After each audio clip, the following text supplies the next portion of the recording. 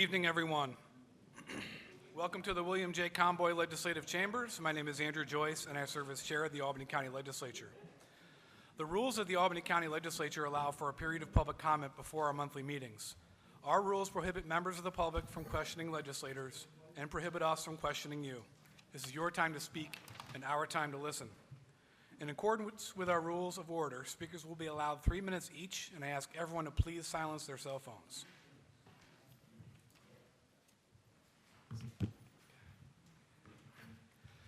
But before we get to the list of speakers, I'd like to call up former coroner Tim Cavanaugh, who recently retired. Mr. Cavanaugh has proudly held the position of Albany County Coroner since 1987. Tonight, the Albany County Legislature honors Mr. Cavanaugh for his dedicated service and congratulate him on his well-earned retirement. Come on up, Mr. Cavanaugh.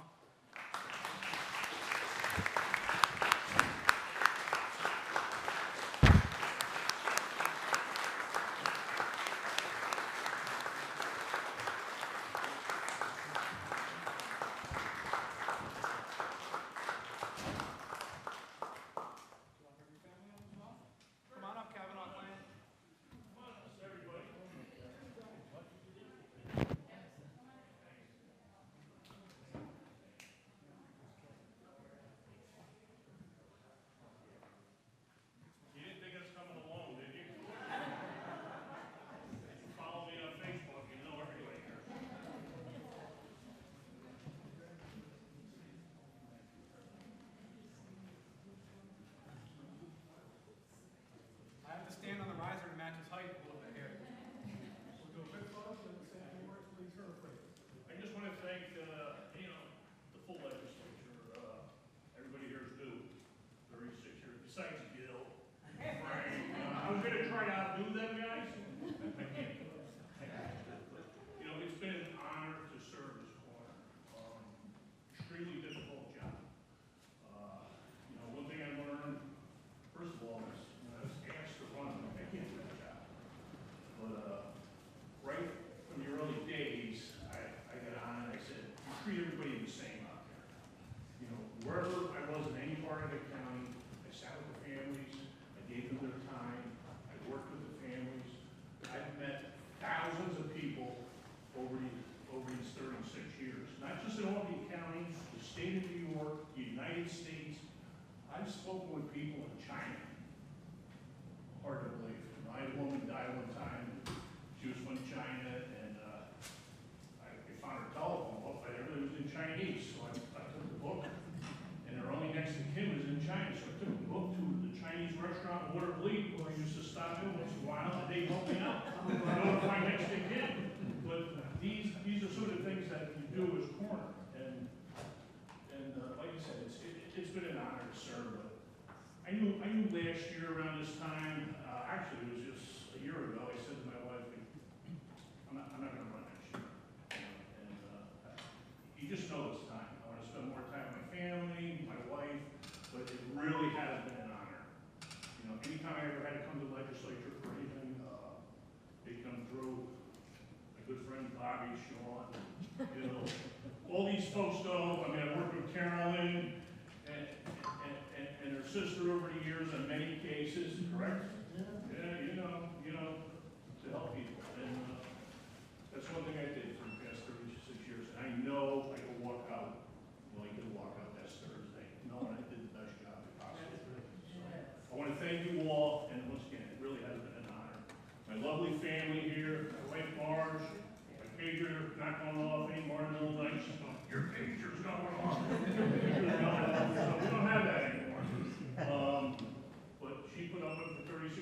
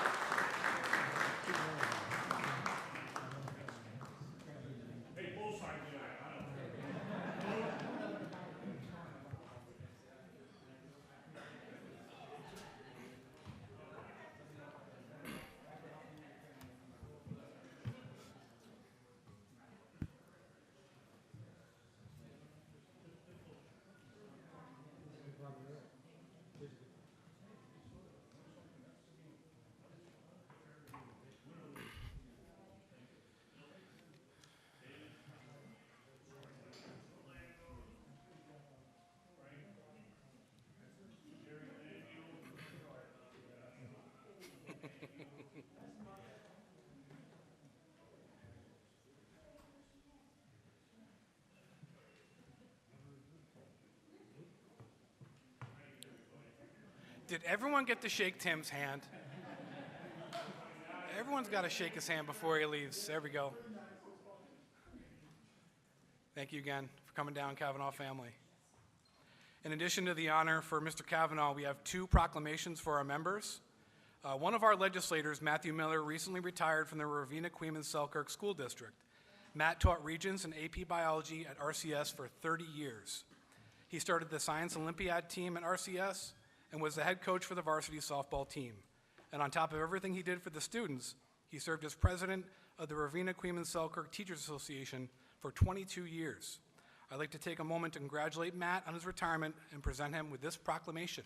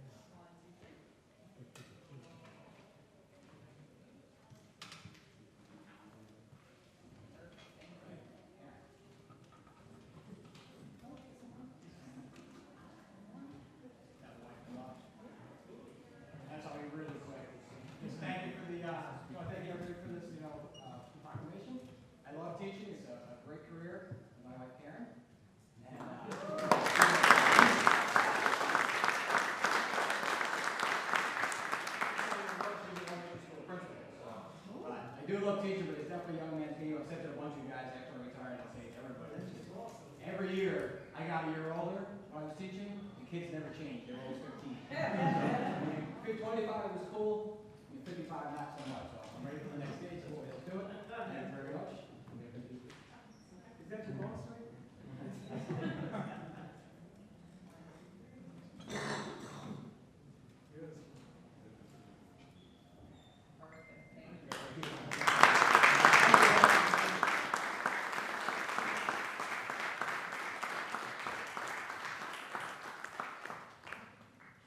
At this point, we'd like to recognize Minority Leader Frank Moriello for the purposes of introducing a proclamation.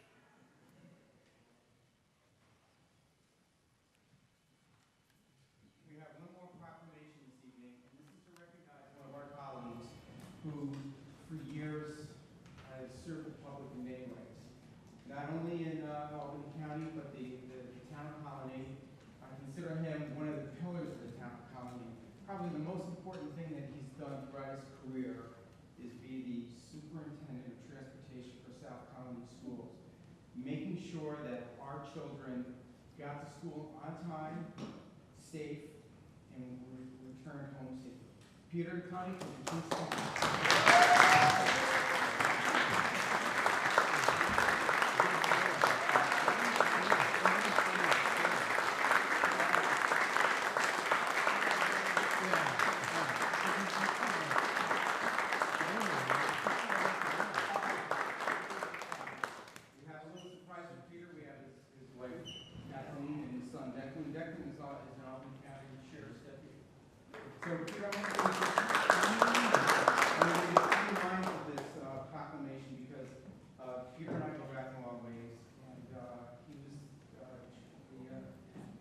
Transportation superintendent when my daughter was in school, and we joke about him having to bring the bus to my house and pick my daughters up at the driveway.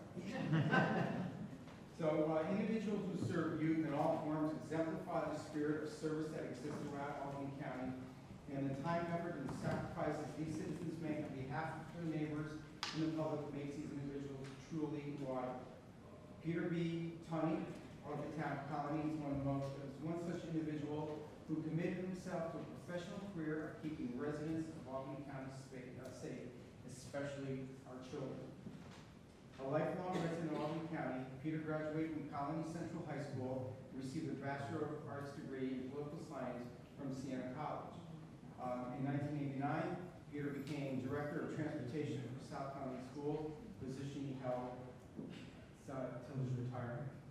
Peter has been recognized on many occasions by the New York Association for Pupil Transportation on multiple occasions for his hard work and commitment to excellence, including his 2021 receipt of the 38th Art Shop Award, as well as having been recently recognized with the President's Award for 2023. In addition to his tireless efforts and service to South Colony Schools, Pete also dedicated his public service, having served on the Albany County Legislature since 2004. Before that, he served on the Colony Town Board from 1996 through 2003, and was deputy supervisor from 01 to 03. So, Peter, as a legislature, we want to congratulate you for your accomplishments. We want to thank you for all you've done. And what I'd like to do is, I'd like to take two pictures this evening. One with our conference coming up for a picture, and then I'd like to have everyone from the legislature come up for a picture with Peter. So, Peter, congratulations.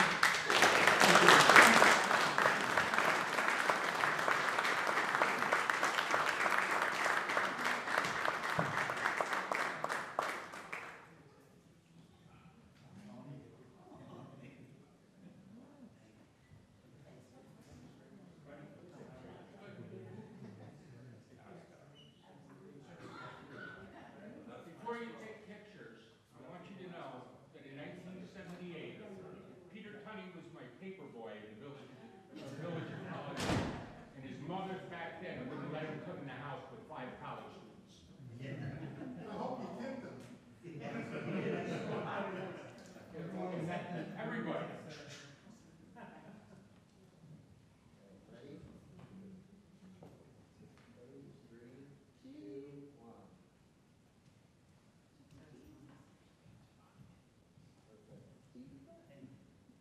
Do we have everyone come up?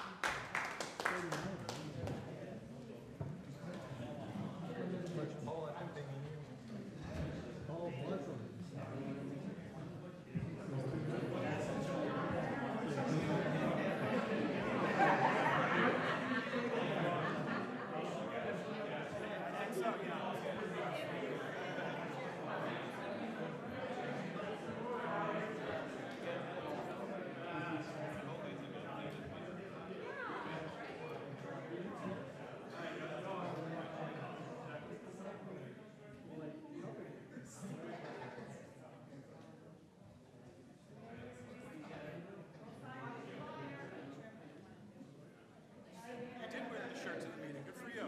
It's hot in here.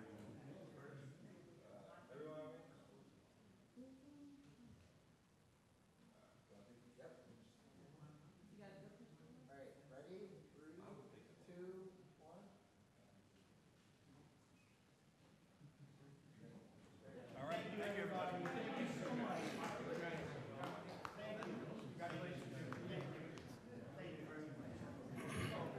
Yes. I think so, yep.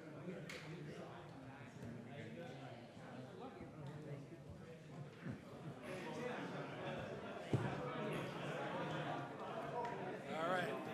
Get the show on.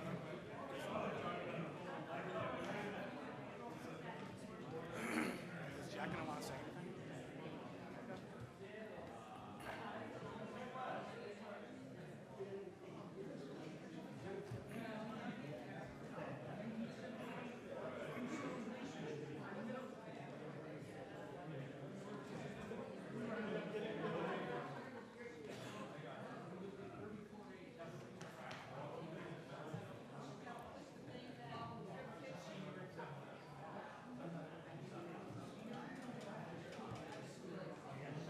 Okay, Madam Clerk, please call the roll. Beston. Bergdorf. Chapman. Clay. Clary. Collins. Camiso. Cunningham. Demolowitz. Drake. Efakoro. Ethier. Feeney. Fine. Grimm. Andrew Joyce. Here. Ray Joyce. Kuhn. Lakakis. Lockhart. Moriello. Mayo. McLaughlin. McLean Lane. Miller. O'Brien. Purley. Peter. Plosky. Reedy. Reinhardt. Ricard. Rosano.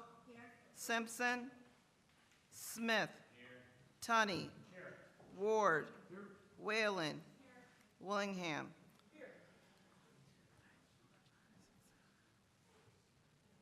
32 present. Thank you, Madam Clerk.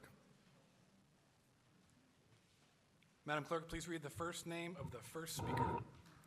Carol Waterman.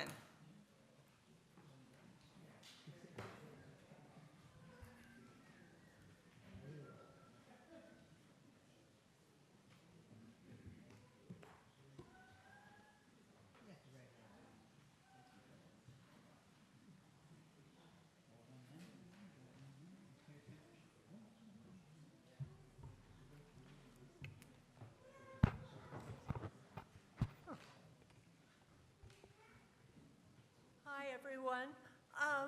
As many of you know, I've been coming here regularly for almost 8 years now, and this is the first time that I've ever apologized, corrected something that I said here, but I need to do that. And it's about marijuana, and I totally stand by everything I said about smoking marijuana and the really horrible effects of it on secondhand smoke, the environment, etc. But I recommended instead that if anybody wanted to get high, they could get edibles. And I specifically mentioned gummy bears.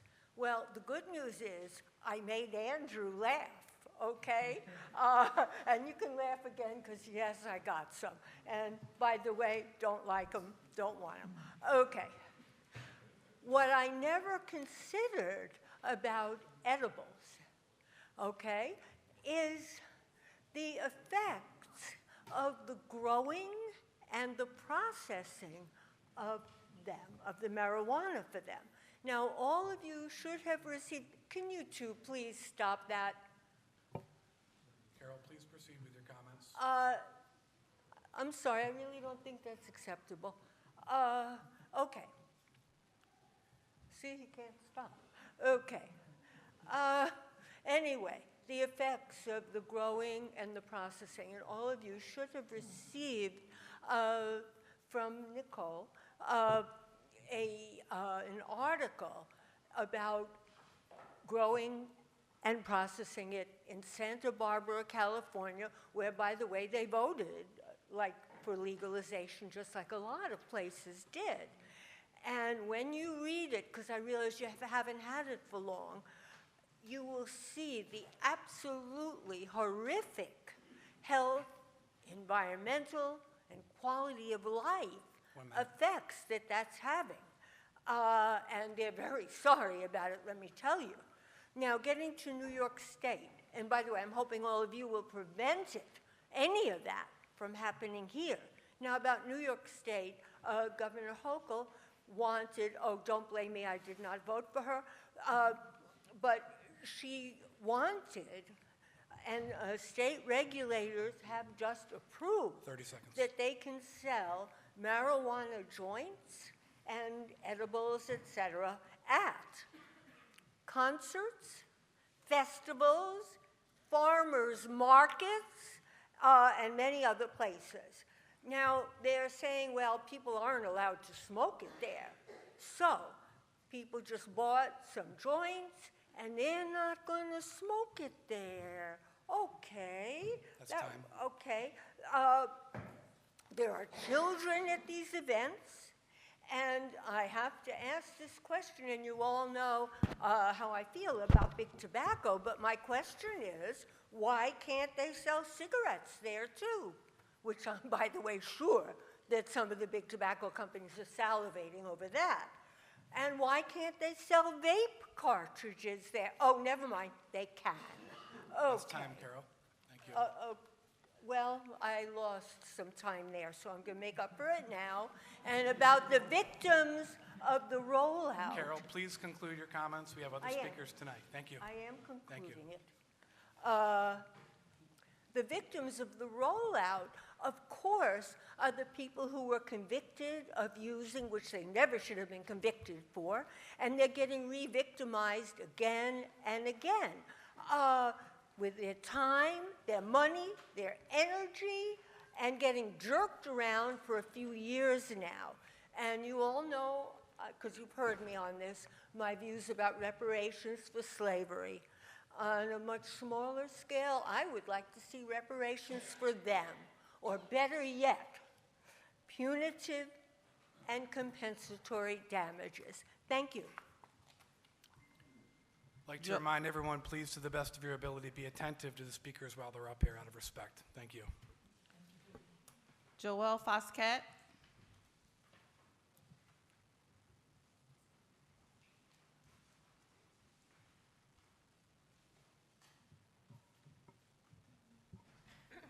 I'm here to speak on Local Law F. Local Law F is a thinly veiled attempt to stop any addiction care provider from locating a facility in Albany County. If there is any doubt that this is anything but, I suggest you watch the Village of Manans board meetings from earlier this year, where the sponsor of this legislation pushes for a moratorium on addiction services. When the village council raised that to do such a thing would be in violation of the Americans with Disabilities Act, she retorted, "Localities break the law all the time. That's what insurance is for." I'm not sure what type of insurance would cover that level of recklessness, but in seeing this legislation, it's clear she remains undeterred. Luckily, the Village of Manans, where similar legislation was drafted, the board came to its senses and did not move forward on the advice of their attorney, realizing the financial liability of moving forward on a resolution with glaring legal issues. I'm curious what the justification for having a principal or a superintendent weigh in on the siting of a facility delivering health care to an ADA-recognized class of individuals is. Are they involved in the siting of any other facility? The Journal of Studies on Alcohol and Drugs published a study on the safety surrounding addiction treatment facilities and found the impact on crime to be similar to a liquor store and less frequent than a convenience store or corner stores. Is the legislature proposing a similar process requiring school superintendents and principals to weigh in every time a corner store opens? City and state recently reported a 300% increase in overdose deaths statewide from 2010 to 2020. In the Capital District, we are experiencing the highest overdose numbers recorded, with increases in the mid-20s over last year. Albany County is outpacing the state in overdose deaths, and yet they're still considering resolutions to make the delivery of care more difficult. Working for Senator Harcum, who was open about his recovery journey, I could not believe when during the pandemic there were addiction care providers reporting they were not being given masks in some instances because they were not considered an essential service. Or during a time when the reporting of mental health and addiction challenges were at an all-time high, that detox beds were being taken offline in favor of COVID surge beds. Or when coming out of the pandemic, Governor Cuomo declared a state of emergency on gun violence when we were losing 4 times as many individuals to overdose. These actions value some lives over others, which is fundamentally wrong. They send a message to people who are struggling and in dire need of medical care that their lives matter less than others. But there is good news. Medicated-assisted treatment can reduce the risk of death by 50%, and 7 in 10 adults who identify as having a substance use disorder identify themselves as in recovery. With medical care, the disease of addiction can have a happy ending as long as we don't create unnecessary barriers to accessing the treatment people need. To that end, I would respectfully ask for a no vote on Law F. Christopher Asani.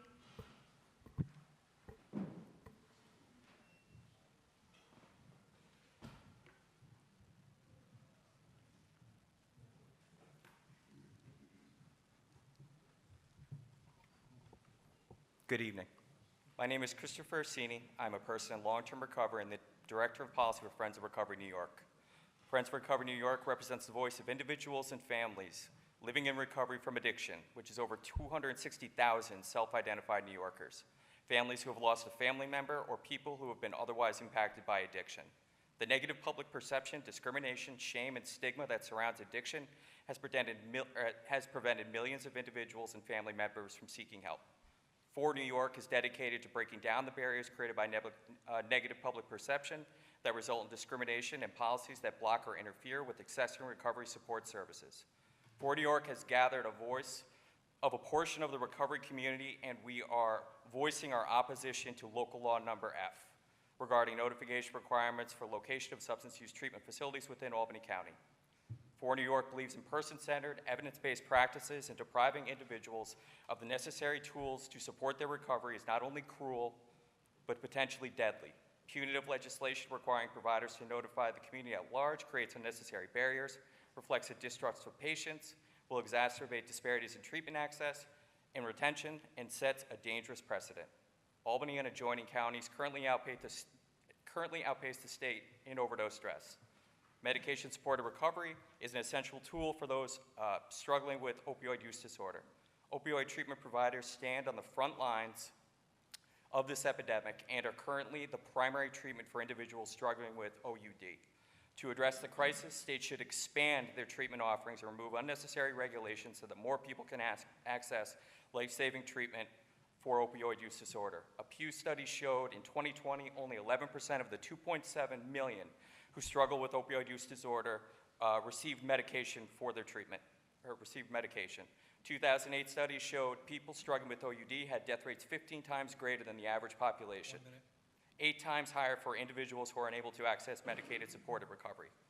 Currently, there are extensive wait lists for any opioid treatment provider offering treatment for SUD. Would you require a primary care physician or an oncologist to notify the entire community before opening up a facility? I think not. Would you prevent a young mother or a cancer patient from accessing the support services they need? Never. Legislation rooted in stigma is for far too long stymied public health and addiction policy. We understand that individuals of this community have no doubt heard the countless horror stories surrounding poorly run clinics. However, we only hear of the problems, never the success stories. Millions of individuals are currently using some form of MSR, integrating back into the community. They have your neighbors, coworkers, friends, and family. They deserve the same opportunities and access to services just like everyone else. I understand there is an acknowledgement and desire to assist people struggling with SUD to get the help they need. To that we say, be courageous, save a life by voting down local law number F. Thank you. Teresa Zubrowski.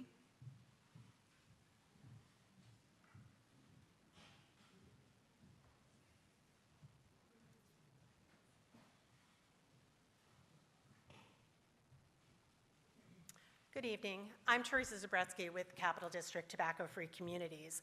My colleagues and I have appeared before this body many, many times over the years to share information about tobacco control strategies that, 1, address health equity, and 2, prevent youth tobacco use. 6 years ago, we issued our very first report about the disproportionate presence of tobacco marketing and promotion in neighborhoods with the highest poverty levels and the health toll that it takes on the people who live there. Since then, Albany County and New York State have taken significant steps that help address those health disparities. New York recently raised the cigarette tax by $1, perhaps the single most powerful tool available to reduce both adult and youth tobacco use. New York State ended the legal sale of flavored e-cigarettes that contain nicotine. New York State prohibits tobacco retailers located within 1,500 feet of schools from advertising tobacco products or even having tobacco products visible from the exterior. And Albany County raised the age for the legal sale of tobacco products to 21 and ended the sale of tobacco in pharmacies before New York State even took that step. But while tobacco use among all adults in New York State is down to a record low of 12%, people who are unemployed, people who are on Medicaid, people who make less than $25,000 a year, who have the least amount of education, smoke at a rate that is as much as 70% higher than adults in general. And that's why we keep coming back here, because these disparities persist throughout the Capital Region and right here in Albany County. Over the years, we've come before this body to share national, state, and local data with you. We've conducted listening sessions with community members and shared their concerns with you. And we've shared information that we've gathered by visiting local tobacco retailers. In our view, to really understand the local tobacco marketing landscape, we realized that you really have to see it. 1 minute. And that's why we created the document that I placed on your desk this evening, to show you what tobacco marketing and promotion looks like. Because once you see it, it's easier to understand why it has such a profound impact.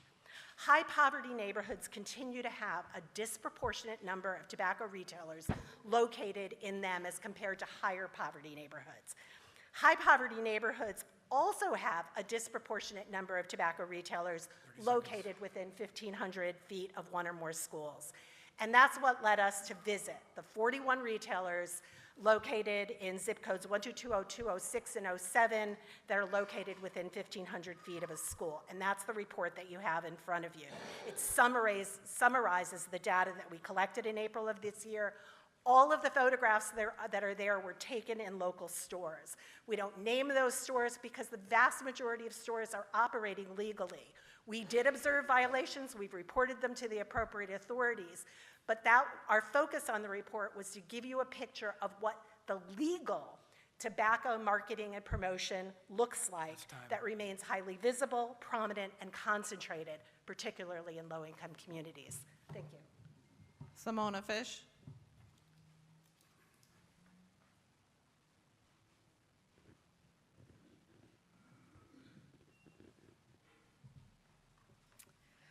Hi, my name is Simona Fish. I'm also with the Capital District Tobacco-Free Communities, and I'm just going to give you a quick walkthrough of the report that Teresa was talking about.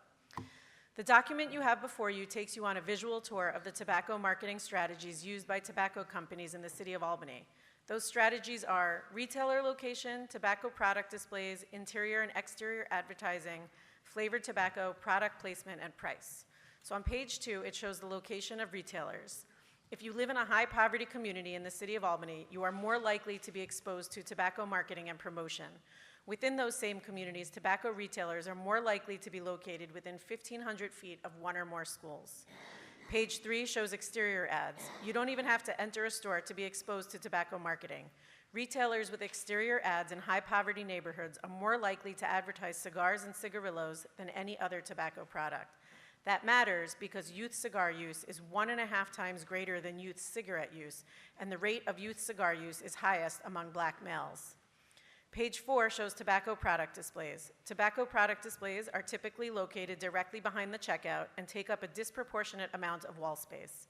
The packaging is colorful and eye-catching and often difficult to distinguish from candy, especially with little cigar flavors that include black cherry, grape, and one just labeled sweet.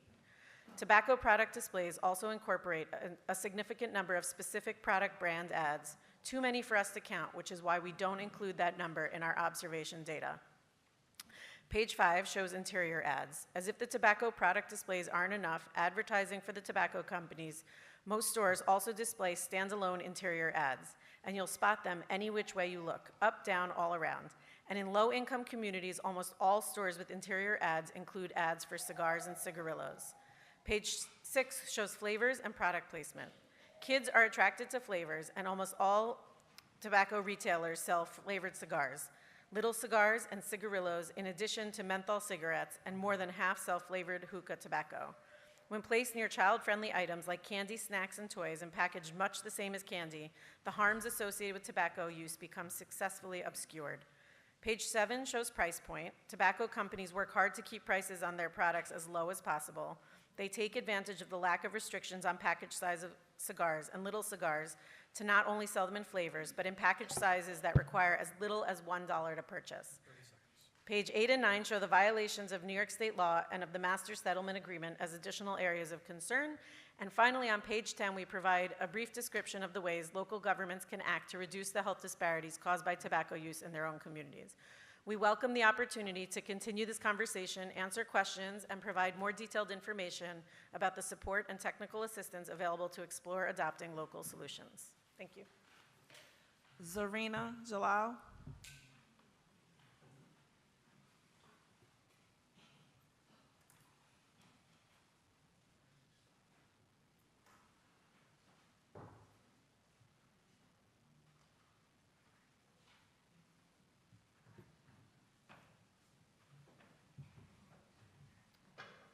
everyone. This past week, the Times-Union published an article about a report on the rail trail bridge that isn't being released to the public or even to the legislature. That's concerning to me as someone that values transparency. And so I did my own research, and I found an eye-opening number of campaign donations between the engineering firm and the construction company involved and high-level county leaders. This is not the first time I have raised concerns regarding campaign donations and the RFP process and leaders in this community. I'm not naive. I know that campaign donations are not inherently evil, but when they occur, that relationship needs to have a higher level of scrutiny, not secrecy. And so I hope you take a deeper look at that correlation, because our community deserves transparency, and we deserve to have leaders that protect our interests. I want to thank Legislator Lekakis for beginning that discussion on changing the RFP process. After viewing that meeting more than once, I feel compelled to remind you all that contrary to what was implied heavily during that meeting, you are not undertaking this task for my benefit. In December, many of you were compelled to vote in favor of a contract with a host of issues because that made you uncomfortable because you felt bound to the RFP process. So just because you haven't heard other people complain, it doesn't mean that those complaints don't exist. You are all busy individuals, but in December I spent weeks reaching out to each and every one of you, and I only was able to speak with half. What I do know is that there is a startling lack of data on the efficacy of the current outreach methods. A few months ago, I foiled the county for information on RFPs, and I was told that the county doesn't track how many bids are received for the RFPs awarded. You can't have an effective discussion on the outreach until you know how well it works. Right now, in my view, you have a policy that talks about the bare minimum. An RFP with less bids gives the county less leverage in negotiating contract terms. I also need to address a statement that Lincoln Pharmacy knew about the bid and we chose not to bid because we were entitled to the business. I can't even begin to say how inappropriate those statements were, but when they are made in a forum where I cannot respond, that's inexcusable. So let me be clear here. Lincoln never viewed the bid before it was closed, and I've provided evidence to everyone who has asked for it about that. So I do know that contracts like the one that was given to Genoa are not normal contracts for pharmacies within this county. There's no guaranteed volume for prescriptions, and the county isn't paying for those prescriptions. It's the patient's health insurance. The on-site pharmacy doesn't provide services directly to the county. It provides patients with services from a space leased from the county. And it's unclear to me why a pharmacy in the Department of Mental Health needs a bid in an RFP, but a business inside the MVP arena, which is also a county-owned property, can just rent space without an RFP.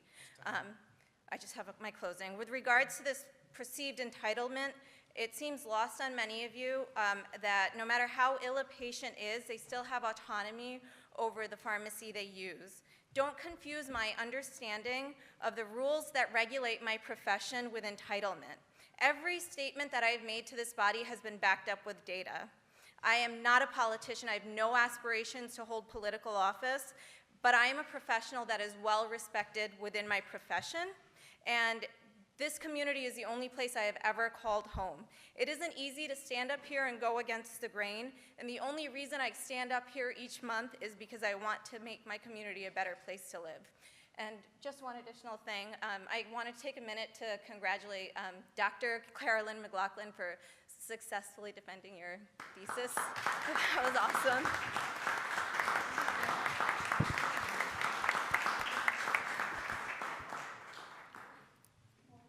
Vanita, I can't really read the penmanship, but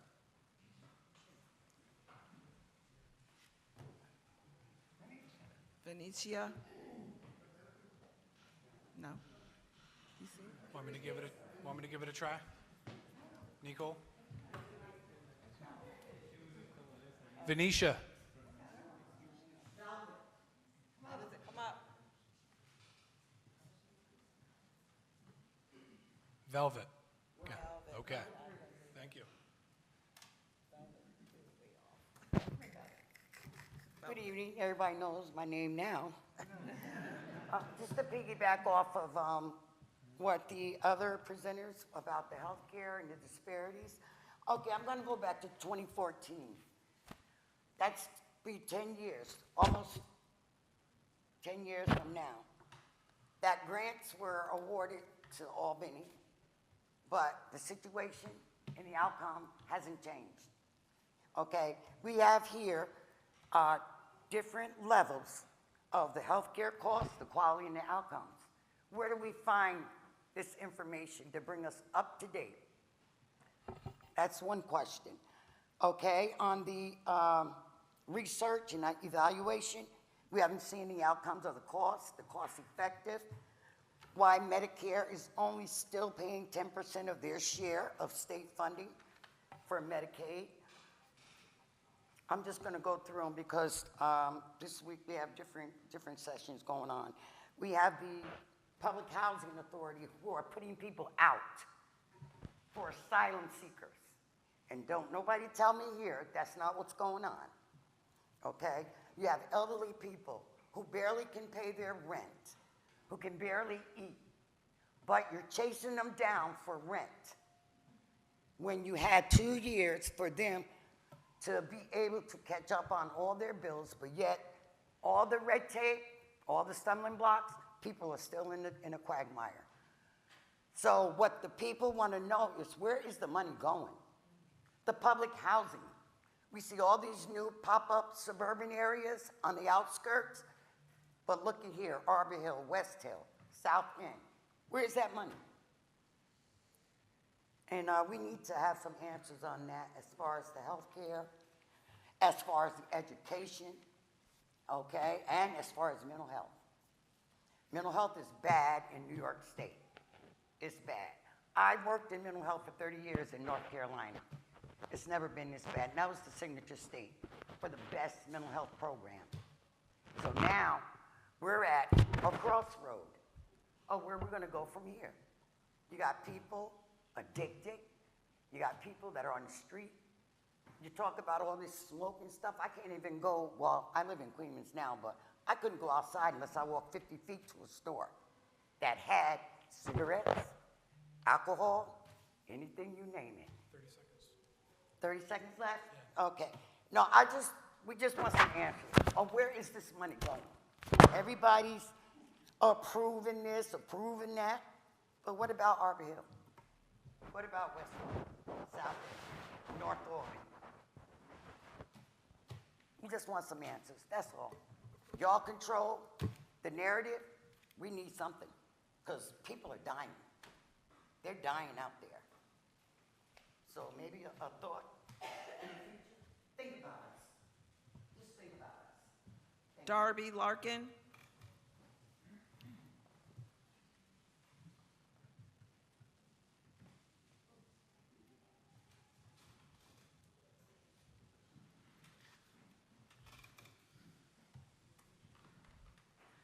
Hi, I'm Darby Larkin. I'm a jail social worker in reentry. I help folks transition out of jail back to the community. I also do research in this field, policy advocacy in upstate New York, and this summer I'm doing a project for Legal Action Center, interviewing people who run programs for women coming out of incarceration in the capital region. I oppose proposed local law F, which would unfairly target substance abuse and recovery services.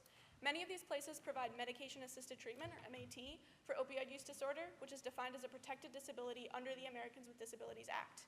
MAT is the primary treatment for opioid use disorder worldwide. It's also part of an overall treatment plan with counseling, lifestyle changes, community resources, and social support, all provided by substance use treatment clinics. Research has consistently shown over and over again that MAT saves lives. The rate of death for people dealing with opioid use is 15 times higher than the general population. For people with opioid use disorder, risk of overdose is 8 times higher for people who cannot access medication-assisted treatment.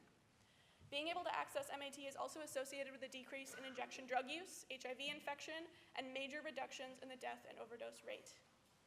Upstate New York, and specifically Albany County, have higher rates of overdose deaths than the rest of the state.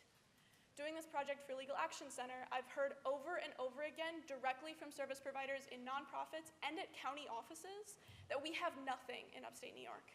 We have so few treatment programs. Everybody has a waiting list. People are not able to access the treatment they need to get better and stay better.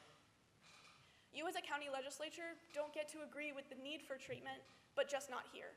Or agree that we need a better response to the opioid crisis ravaging our communities, but then make it more difficult to build them here. Here in Albany, where you have hundreds of people living and dying on the streets, in the alleyways and in the woods, from heroin, fentanyl, and now xylazine overdoses. Where you have dozens of people living in the parking lot of your county mental health building. Every time a new treatment facility or shelter is built somewhere else, like the new RISE shelter in Saratoga, it's folks from Albany who immediately fill up the beds because you aren't dealing with your own crises. So the minute we get some partnership from government and treatment or overcome government opposition to build services somewhere else, we have to solve yours too. Substance abuse treatment is a necessary tool to help community members stay alive so they have time to get access to other treatment, to reconnect with family, to get a job, to find stable housing.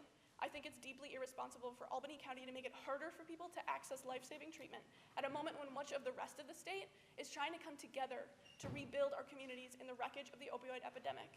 We would much rather you join with us and listen to your community members who have struggled with opioid use disorder, because it does happen here and it is needed here. Thank you for your time. There are no more speakers, Chairman. Nope.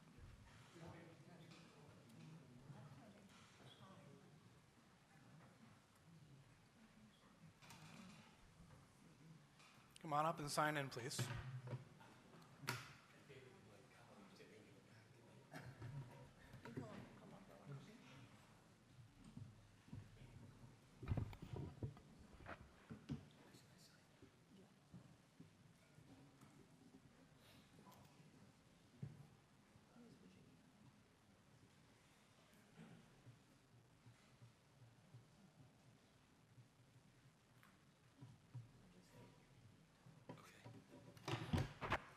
Good evening. My name is Lou Desso. Good evening, sir, members of the legislature. Thank you for giving me a couple moments to express my thoughts on the local law F, I believe it is. So I just wanted to say that, you know, in 1980, this law speaks to me personally. Too close? Yeah.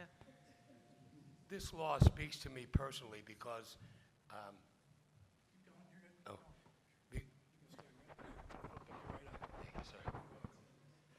this law, one more time.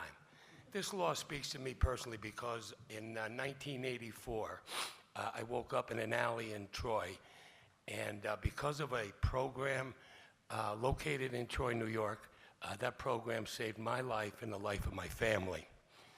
The difference between now and 1983 is that addiction is much worse, addiction is much more deadly, and people are still waking up in alleys, but more and more they're dying in alleys.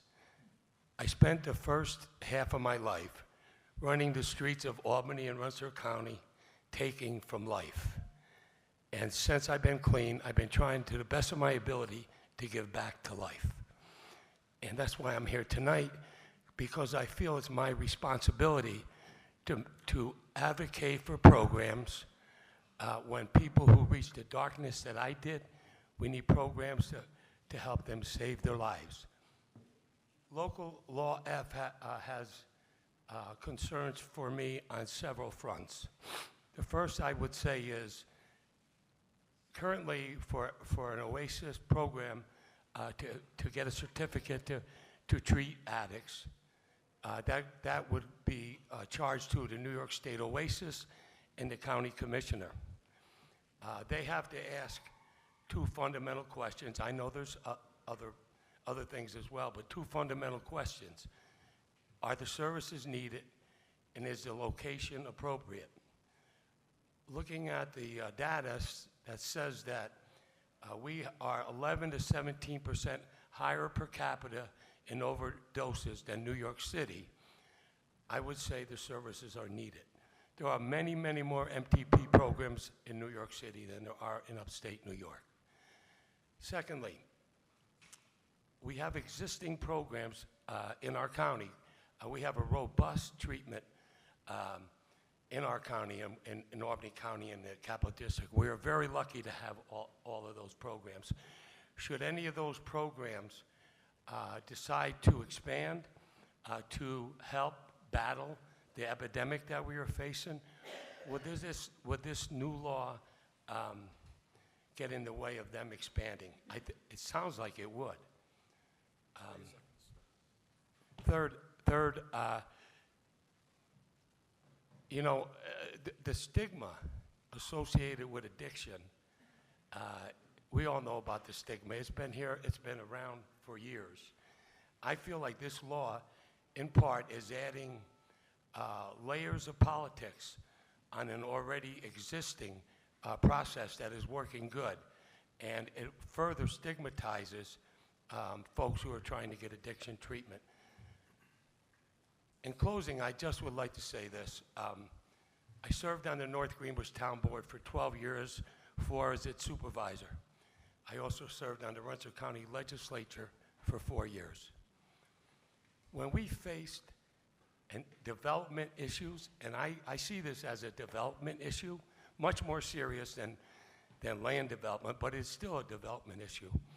And when we faced those issues, I had to look within myself, and I had to try to decide what before me, the issue before me, what is the right thing to do for everybody?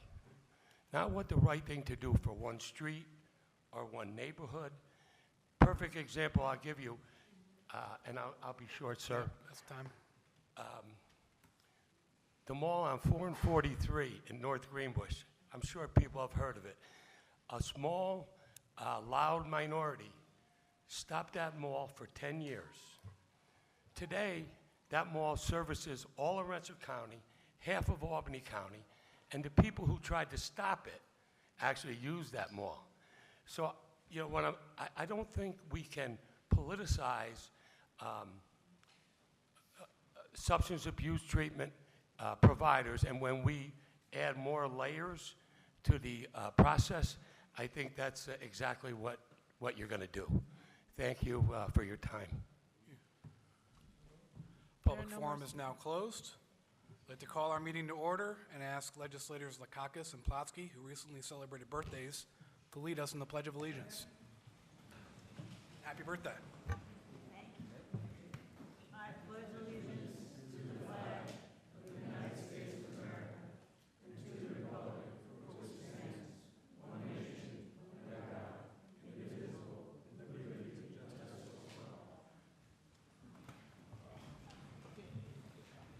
Madam Clerk, please call the roll.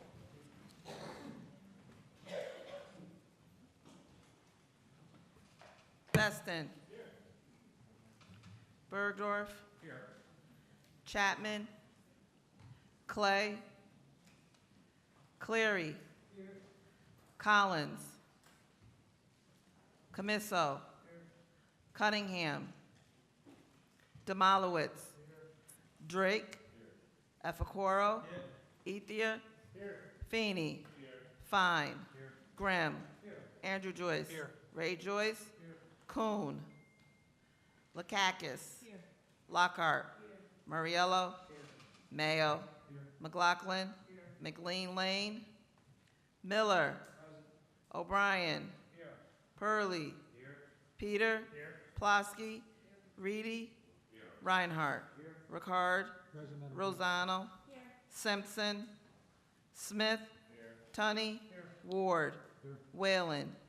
Willingham. 32 present. Thank you, Madam Clerk. I'd like to make note of additional sponsors with the clerk. And before we get to previous business, first we need to suspend the rules for the purposes of invoking Rule 11 at the beginning of the meeting. Can I have a motion to suspend the rules? Motion by Mr. Peters, seconded by Mr. Feeney. All those in favor? Aye. Opposed? Okay, motion to suspend the rules passes. I'll now call on Mr. Feeney for the purposes of invoking Rule 11. Thank you, Chairman. I'm invoking the Rule 11 resolution for the appointment of Albany County Coroner. There's just a vacancy due to the resignation of Mr. Timothy Kavanaugh, and we are allowed to fill the vacancy for the qualified elector for the county. And I'm nominating Kevin G. Crozier, residing at 353 Street, Bucklands Hill Road, East Bern, New York, 12059, to be appointed as a county coroner. Okay. Mr. Feeney, motion to invoke Rule 11, have a second? Seconded by Mr. Peter. All those in favor? Aye. Opposed? Madam Clerk, please read resolution number 349. Appointment of an Albany County Coroner. You have a long roll call on resolution 349, please.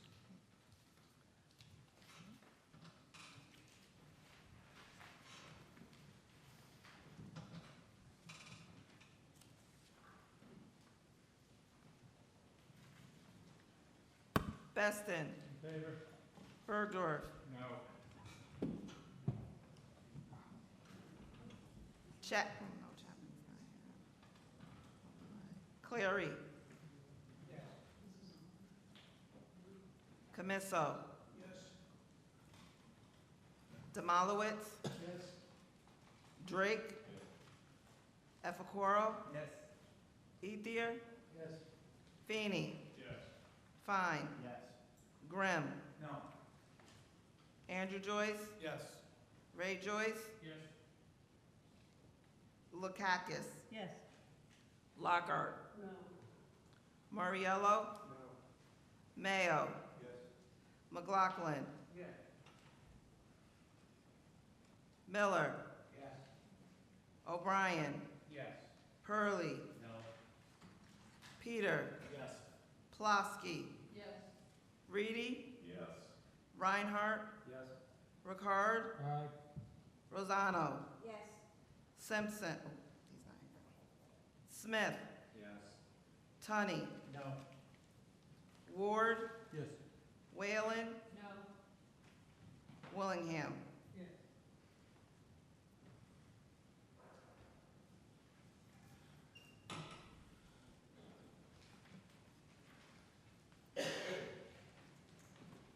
I have 25 yes, 7 no. Resolution 349 passes 25-7. Congratulations, Mr. Crozier.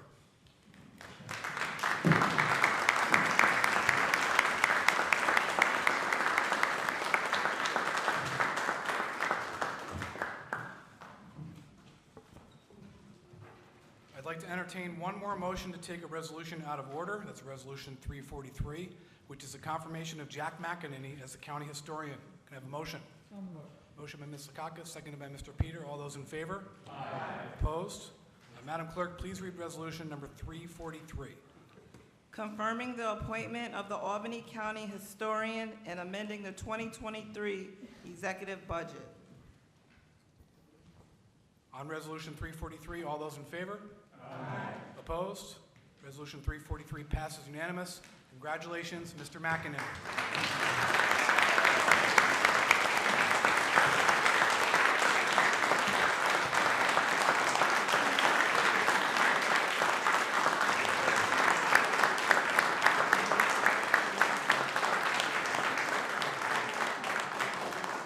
Jack, if you'd like to say a few words while you're here, please feel free. It's an honor to be here once again as a former legislator in the county legislature and also as the former county historian back a long time ago.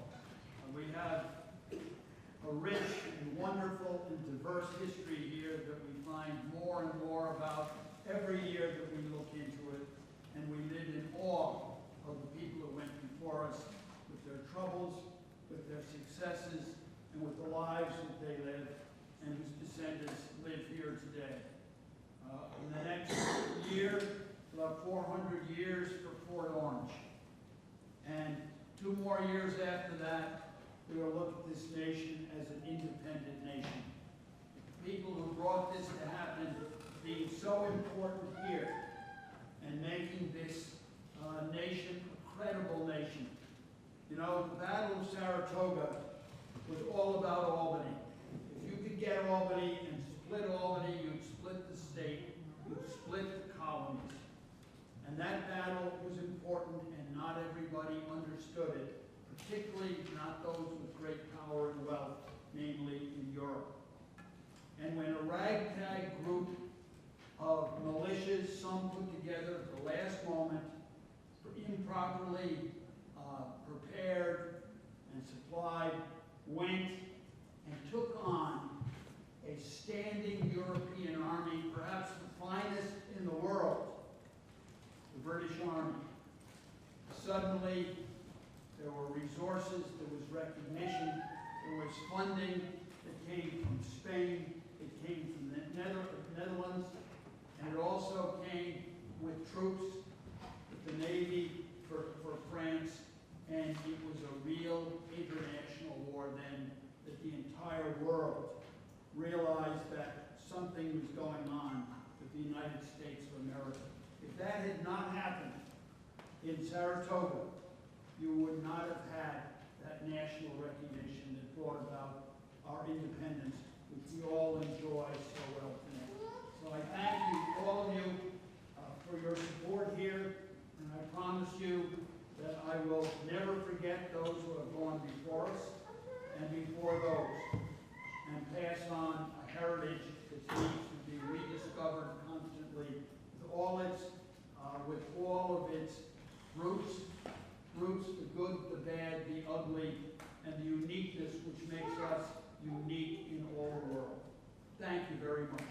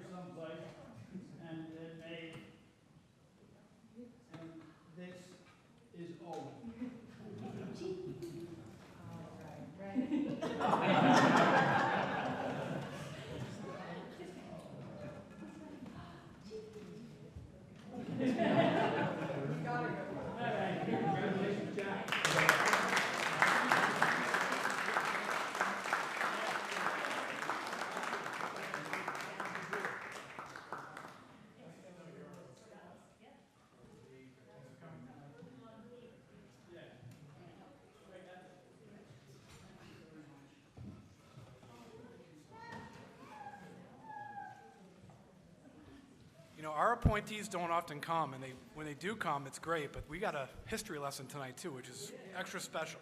So thank you again, Jack. We know you'll serve us well. Okay, now we are back on our agenda. Madam Clerk, the first item under previous business. Public hearing on proposed local law number F for 2023, a local law of the County of Albany, New York, amending Chapter 106 of the Albany County Code, setting forth requirements for location of substance abuse treatment facilities within Albany County. Okay, we need to amend the date to reflect that it's to occur on August 29th, 2023. That's the public hearing. Can I have a motion to change the date to August 29th, 2023? Motion by Mr. Peters, seconded by Mr. Feeney. All those in favor? Aye. Opposed? Now, on to Resolution 242 as amended. All those in favor? Opposed? 242. 241. Oh, 241. 242 is next. Yeah. Okay, on Resolution 241 as amended, all those in favor? Aye. Opposed? Okay, Resolution 241 as amended passes unanimous. 242, please. Public hearing on proposed local law number G for 2023, a local law of the County of Albany, New York, amending Chapter 242 of the Albany County Code to prohibit smoking and vaping of tobacco or cannabis products at county properties and in county vehicles. Okay, we need to amend the date to reflect that it's to occur on August 29th, 2023. Can I have a motion to change the date to August 29th, 2023? Motion by Mr. Peters, seconded by Mr. Feeney. All those in favor? Aye. Opposed? Now, on to Resolution 242 as amended. All those in favor? Aye. Opposed? Resolution 242 as amended Passes unanimous.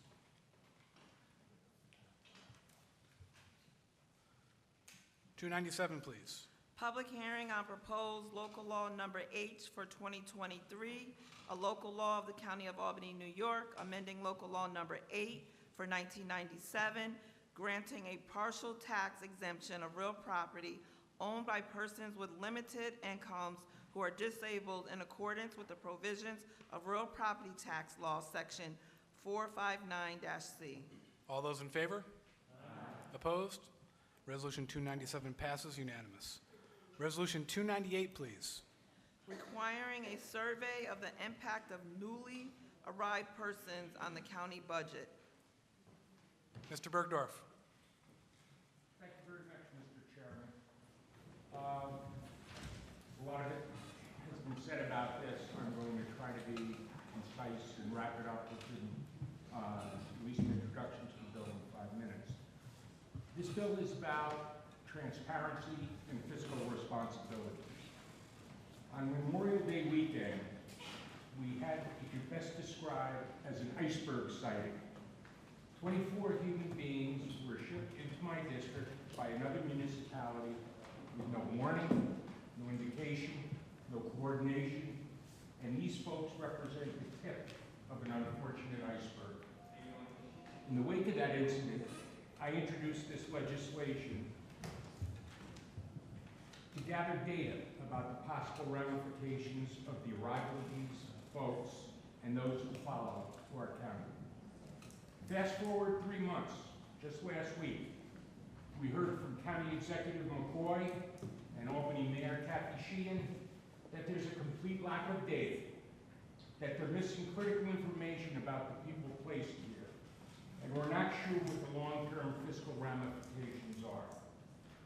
They had many questions. Those are the same questions that I have been asking for months. Perhaps for them, the shape of the underwater iceberg is becoming just a little bit clearer. Many of you have, without a doubt, have seen that there are 40 school-aged children being registered for school in the North Colony School District from this group. That's 40 enrollees for a school district officials to think about feeding, providing English as a second language, any potential special needs services, and other commitments that any responsible education entails. It's unknown how many migrant children the city of Albany will educate. Currently, they're not aware of anybody, but nobody's quite sure whether that's true or not. There's a county impact here as well that we're starting to feel. As you know, the Department of Health will be working to provide the necessary vaccinations at an unknown cost. For these school leaders, the size of our iceberg is becoming a little bit more apparent. As we sit here today, there are about 700 people, including at least 50 children, residing in the county of Albany after having been placed here by New York City. Based on what our county executive and governor said, it's probable that we have the most number of relocated individuals of any locality in the state. We have about 700. We are the largest repository of migrants outside of New York City.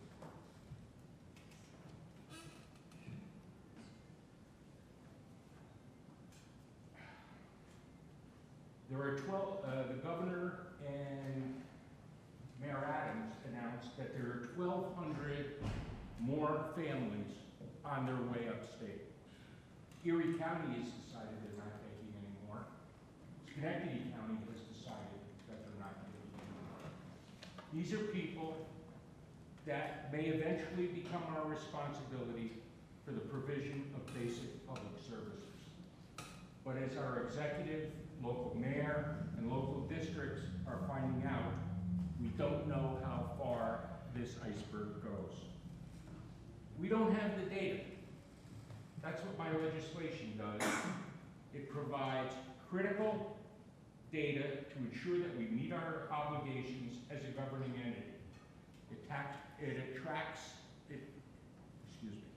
It tracks the number of new registrants as they enter the social services system to ensure that we can responsibly provide for these people going forward. Throughout the committee meetings, I was told that the data we need doesn't exist. Respectfully, that is not true. 30 seconds. I have 2 social service applications here, almost 30 pages long. You can see they have very specific questions requiring immigration status, address, language, and other pertinent information. You can tell me that the county isn't reporting this, but you can't tell me it doesn't exist. It's all here. We put it in the computers for everyone to register for social services. Many leaders have called for federal and state dollars to help resolve potential shortfalls that counties will face going forward. I echo their calls, but if and when those dollars come, I really doubt we will sit on our hands claiming that we don't have the data so we can't apply for the money. The data exists, and we need to ensure that it's in a format so that we can access any possible future federal or state dollars. As I said, my bill is nothing more than a way to present and maintain data. If we don't report that data presently, my resolution should provide incentive to do so going forward. My resolution is simple. Our county can likely expect new outlays going forward. It has nothing to do with whether or not you're pro or anti-immigrant, and our resolution is silent on that. All this does is ensure that we're meeting our fiduciary responsibilities to the county and our responsibility as elected officials, county taxpayers. Thank you, Mr. Thank you, Mr. Bergdorf. Before you conclude, I wanted you to illustrate or kind of clarify a comment you made in your comments, the comparison between the asylum seekers and an iceberg. How are the asylum seekers likened to an iceberg? No, what I'm saying is we're seeing with the 700 people here, we started with 24, Mr. Chairman. That's what we started with at the short step. We're around 200 now. New York City is getting 144,000 new folks a year. They've said they can't place anymore, and they're going to have to expand their outsourcing. In 3 months, we have gone from 120 to 700 people in Albany County. We're the largest migrant community outside of the city of New York, more than Buffalo, more than Rochester, more than Syracuse, here in Albany County. And the mayor and the governor have said they're going to relocate another 1,200 families. 3, 4 people per family, that could be another 5,000 people coming upstate, but not to Buffalo and not to Schenectady. So all I'm saying is, as a member of the Budget and Finance Committee, let's just track our numbers. That's all I'm saying, and that's what I'm asked to do. How can you responsibly put a budget together if you don't know what your numbers are?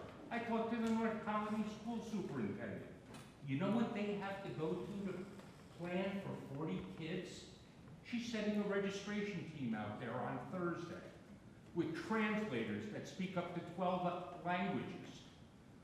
I talked to my friend I just wanted you to clarify your comment on the iceberg, because when you say iceberg to me, that means the Titanic, and Albany County is the Titanic, and we're heading toward an iceberg, like these people are some kind of a threat. Well, we're seeing... That's not what you're saying though, right?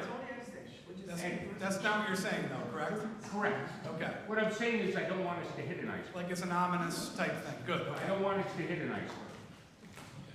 They're human beings, they're not an iceberg. Mr. Peter. Thank you, Mr. Chairman. I'll be voting no on this, but it's based on flaws in the legislation and a lot of assumptions, right? Mr. Bergdorf talked a lot about the Colony School District. This is Albany County budget.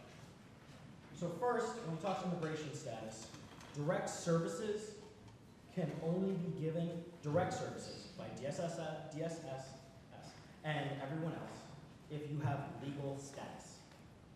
So we can't track these things that Mr. Bergdorf says we are.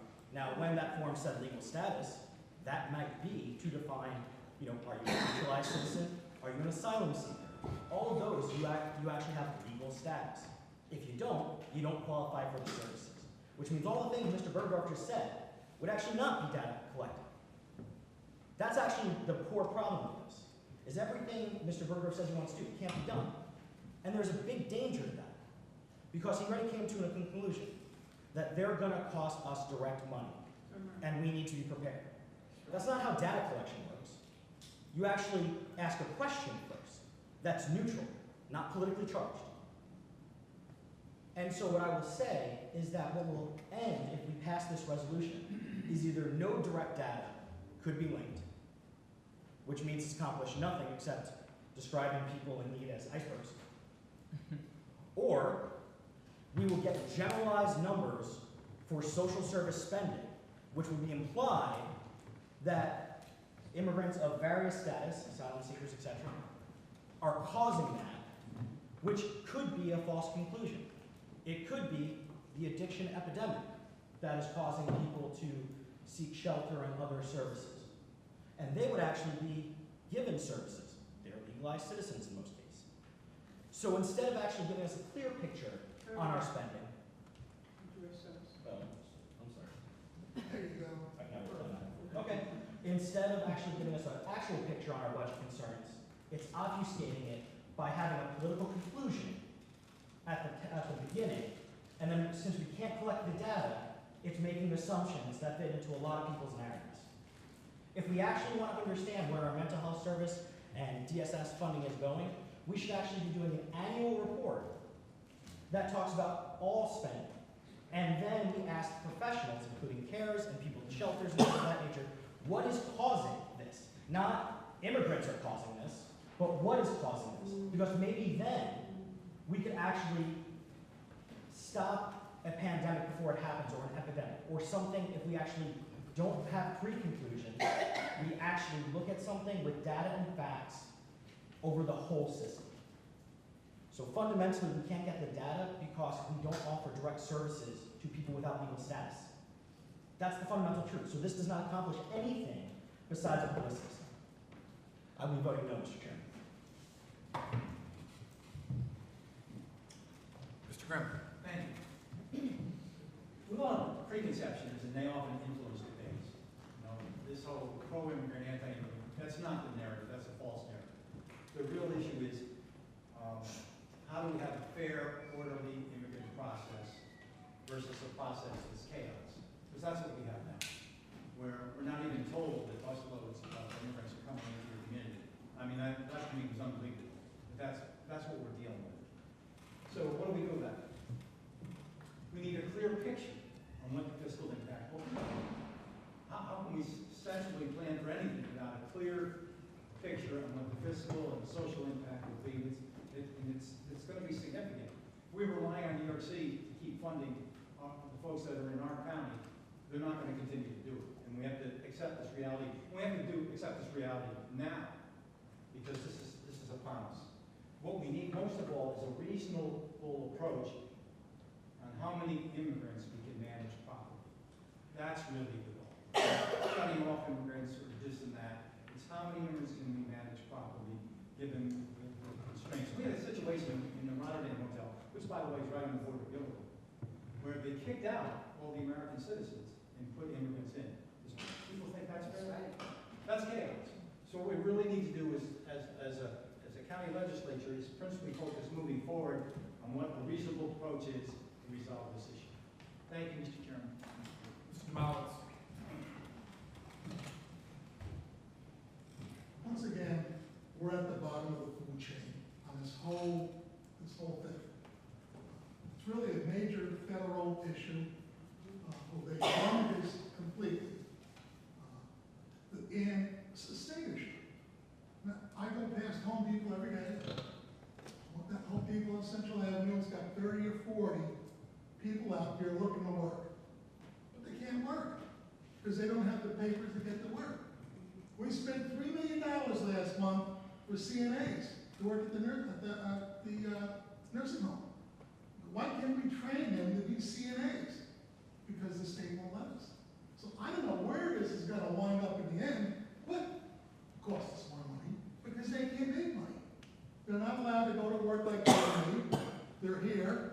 We gotta help them. We can't kick them to the curb. We gotta do the best we can. It costs a few dollars. I'm sure hopefully the owner will be reimbursed. But this is a major, major federal blunder. And that's where it all belongs. That's where it all started. And I don't hear anybody saying, how can 50, 60,000 people come across our borders like it was nothing? It's not the same way my grandparents came here from Poland. Oh yeah, we're immigrants. Everybody here is an immigrant from somewhere. But the way that this has come in, and the way that these people were brought here, it's not fair. It's not fair to them, because they're coming here to work. They want to work. But the way they're here, and our rules and our laws don't allow them to work.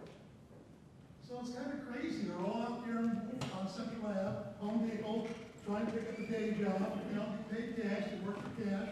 Some of them work good. Well, I talked to some of the contractors.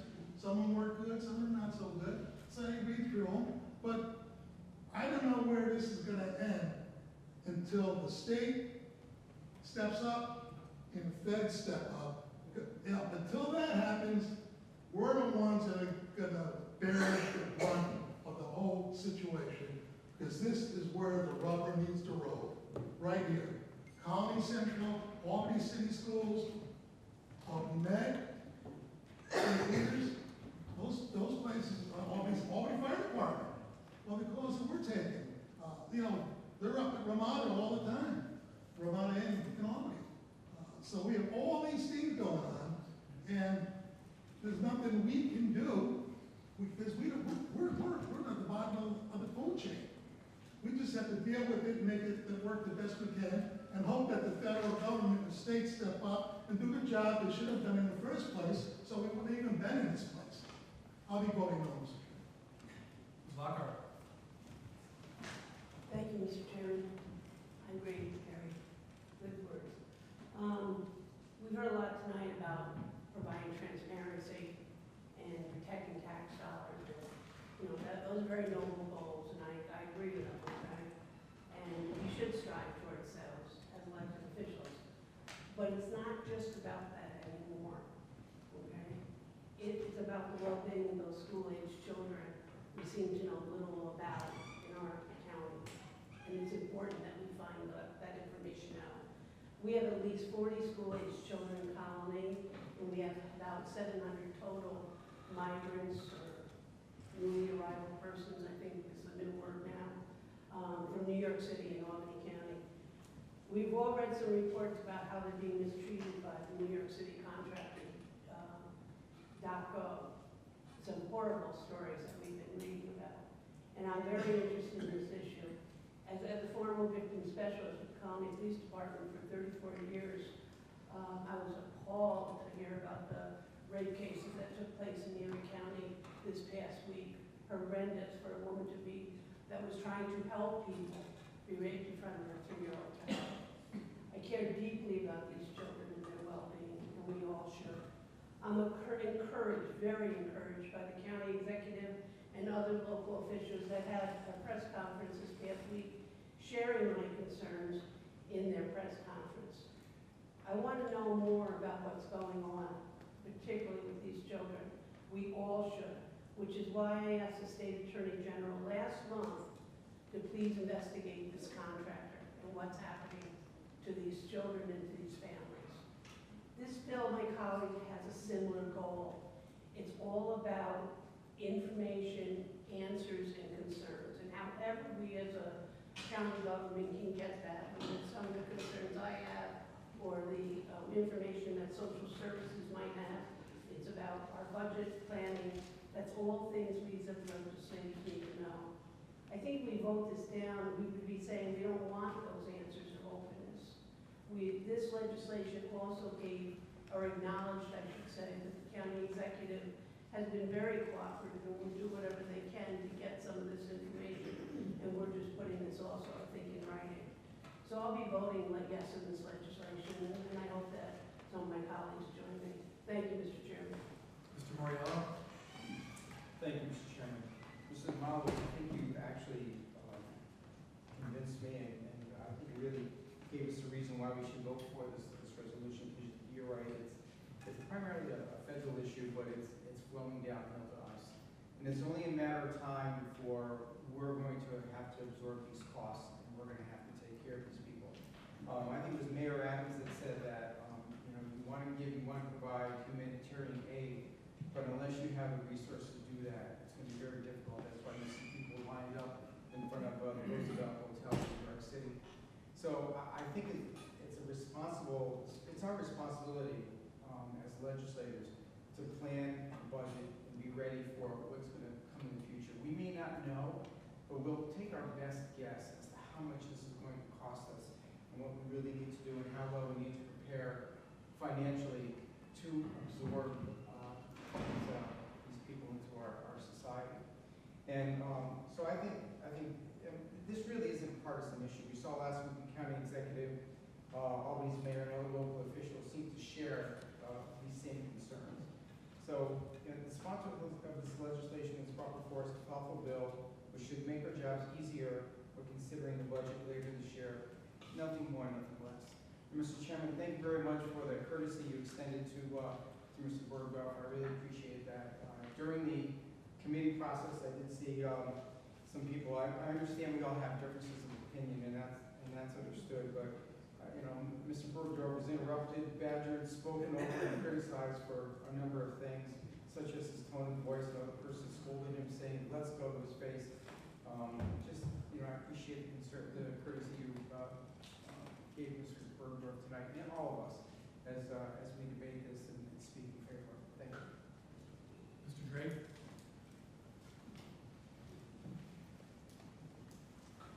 Gary said it best. All of this is a microcosm of a bigger problem that, as Albany County legislators, lawmakers, and citizens, most importantly, we all have to take responsibility for. The voice of medicine. We have hundreds of people who are looking for our help, and this is a humanitarian concern, not political. Some of the criticism of this legislation has been that it would lead to improper speculation, conjecture, misleading, that kind of thing. I heard comments from Mr. Peters about it could be misused or that it needs to be broader. And actually, I agree with Mr. Peters. There should be a broader accounting of all social services and where do the problems come from? How can they be solved? What can we do to plan for them? You're 100% correct. When I was in college and I was training for something, one of the people in charge of the training said, "Stop being an ostrich. Stop putting your head in the sand." And those words resonate here to me. More information is always better. It's what we do with the information. Maybe that could be misused by parties. But having information is never a bad thing. And this is about understanding what our obligations are going to be on a humanitarian level, from a taxpayer's point of view. How do we solve the problems? I represent Latham in the North County School District. I'm sorry, I forget the exact number. We have something like 50 kids that unexpectedly have to be enrolled in the school district after this process is essentially over, after planning has been made, hiring has been done for the year. This is an important thing. Educating our kids is important. Educating immigrant children is important. But the schools need to know. So having information in your hand, keeping your head out of the sand, that's important. That's what this legislation is about. So I urge some of you who view this as a partisan issue, as a caucus vote, to think differently about it. Thank you. McLaughlin? Dr. McLaughlin? There you go. Thank you. As I listened, one of the greatest things as leaders in here is the ability to listen and then to make decisions on what we've heard, whether we're agreeing or disagreeing. But I have not heard a conclusion. You get the numbers. What are we going to do then? Are we going to say no more people? Or are we going to say increase the budget to handle whatever the expenses are? I haven't heard that. We just want to count. And I need a solution. What are you going to do after you have that information?